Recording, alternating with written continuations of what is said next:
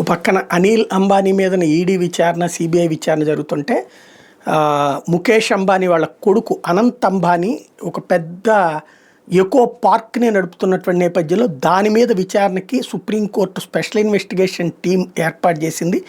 వంతారాలో ఏర్పాటు చేసినట్టు దాని మీద స్పెషల్ ఇన్వెస్టిగేషన్ టీం ఏం ఎంక్వైరీ చేస్తుందంటే వంతారాలో ఏమేమి యానిమల్స్ ఉన్నాయి, అందులో ప్రత్యేక ఏనుగులు ఏమేమి ఉన్నాయి, దాంట్లో మనీ లాండరింగ్ నిజమా కాదా, అట్లాగే వైల్డ్ లైఫ్ అంటే మన వన్యప్రాణులని స్మగ్లింగ్ చేసింది నిజమా కాదా అన్నటువంటి అంశాల మీద విచారణకు ఆదేశించింది. అదే సమయంలో సుప్రీంకోర్టు సెంట్రల్ జూ అథారిటీని కూడా ఆదేశాలు ఇచ్చింది. మినిస్ట్రీ ఆఫ్ ఎన్విరాన్మెంట్ని, ఫారెస్ట్ అండ్ క్లైమేట్ చేంజ్ వాళ్ళని కూడా ఈ స్పెషల్ ఇన్వెస్టిగేషన్ టీంకి సహకరించమని చెప్పి ఆదేశాలు ఇచ్చింది.